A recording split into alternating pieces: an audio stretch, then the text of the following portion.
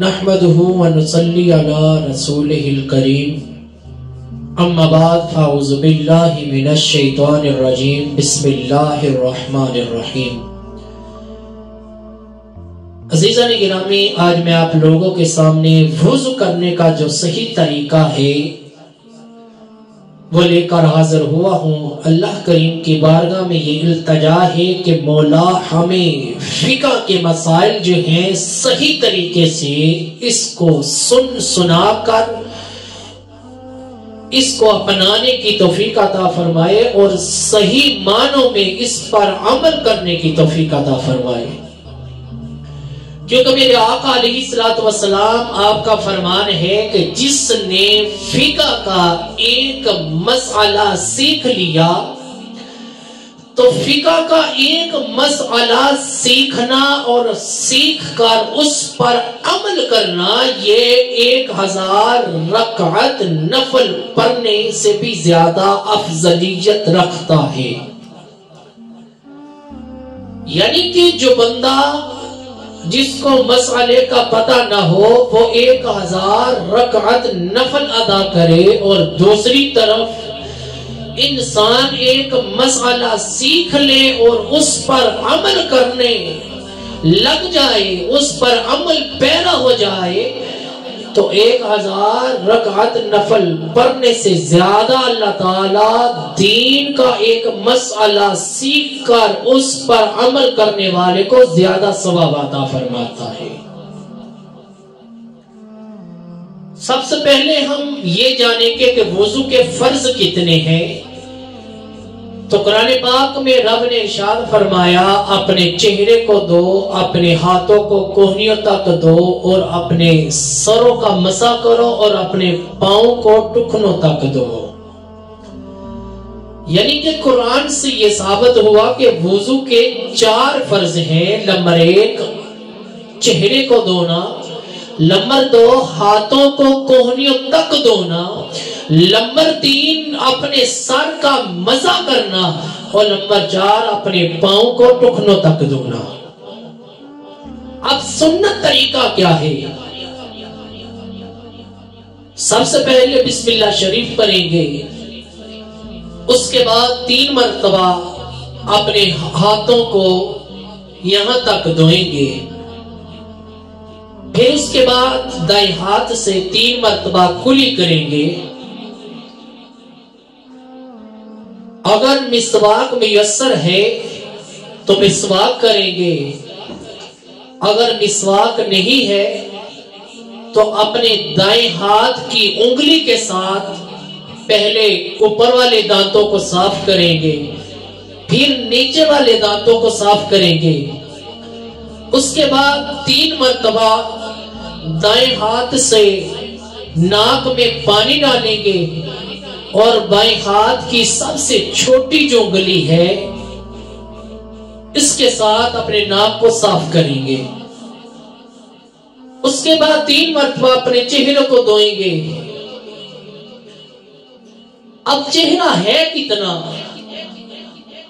जहां से हमारे सर के बाल उगते हैं इधर से लेकर लंबाई में, इधर से लेकर थोड़ी के नीचे तक और चौड़ाई में एक कान की लो से लेकर दूसरे कान की लो तक ये पूरा चेहरा है।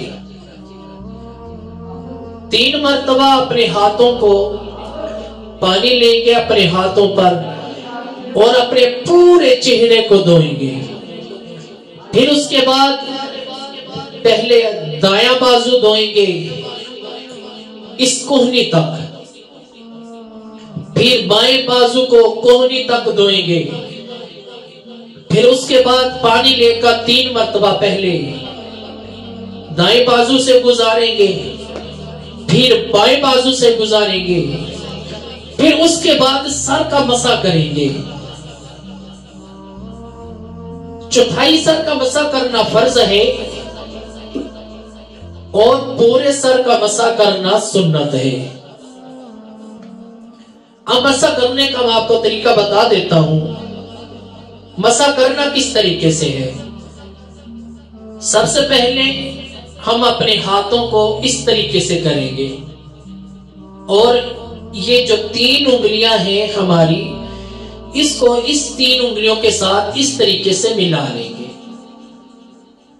سب سے پہلے جہاں سے ہمارے سر کے بال اگتے ہیں، یہاں سے ہم ان 3 انگلیوں کا جو پیٹ ہے، یعنی کہ یہ پیٹ، یہ 6 انگلیاں اس کے پیٹ کے ساتھ یہاں سے ہم اس طریقے سے آدھے سر تک لے کر جائیں گے۔ اس کے بعد پھر یہ جو ہماری ہتھیلیاں ہیں، یہاں پر تری باقی رہ جائے گی، پیچھے سے اس طریقے سے ہم واپس لے کر آئیں گے۔ ہمارے ہاتھوں کی جو تری ہے، یہ تری بھی زائل ہوگی، یہ تری بھی زائل ہو گئی۔ اس کے بعد اس انگلی کی اور انگوٹھے کی تری ابھی ہماری باقی ہے۔ سب سے پہلے اس طریقے کے ساتھ اس کو ملائیں گے، ملا کے اس طریقے کے ساتھ ہم اپنے سر کا مسح کریں گے۔ اس کے بعد یہ جو ہمارے ہاتھوں کی ہتھیلی ہے، اس کے ساتھ ہم اس طرح پیچھے لے کر آئیں گے۔ پھر یہ جو انگلی ہے، یہ ہم اپنے کانوں میں اچھے طریقے کے ساتھ اپنے کانوں میں انگلی ڈالیں گے اور اپنے کانوں کو صاف کریں گے۔ پھر اس کے بعد یہ جو ہمارا انگوٹھا بچ گیا، اس کی تری بچ گئی، ہم کانوں کے پیچھے تک اس کو ہم اس طریقے سے صاف کریں گے۔ اب ہمارے ہاتھوں کی جو آگے والی تری ہے، اس کے ساتھ مسح ہو جائے گا۔ جو پیچھے والی رہ گئی ہے، اس کو ہم اپنی گردن کے ساتھ اس طریقے سے ہم اپنے سر کا مسح کریں گے۔ یہ پورے سر کا مسح کرنے کا سنت طریقہ ہے۔ پھر اس کے بعد ہم اپنے سب سے پہلے دائیں پاؤں کو گھٹنوں تک دھوئیں گے، پھر اس کے بعد بائیں پاؤں کو گھٹنوں تک دھوئیں گے۔ عزیزان گرامی، یہ وضو کرنے کا سنت طریقہ ہے۔ متعدد احادیث میں بھی اس کا ذکر ہے۔ اس لیے جس میرے دوست کو طریقہ نہیں آتا، وہ صحیح طریقے سے اس ویڈیو کو دیکھے اور اپنے وضو کو صحیح طریقے سے کرنے کی کوشش کرے، کیونکہ اگر وضو کے دوران یا وضو کے فرائض میں سے کوئی ایک حصہ بھی خشک رہ گیا تو ہمارا وضو نہیں ہوگا۔ اللہ کریم کی بارگاہ میں یہ التجا ہے کہ مولا ہمیں صحیح طریقے سے مسائل سیکھنے کی توفیق عطا فرمائے اور اس پر عمل کرنے کی توفیق عطا فرمائے۔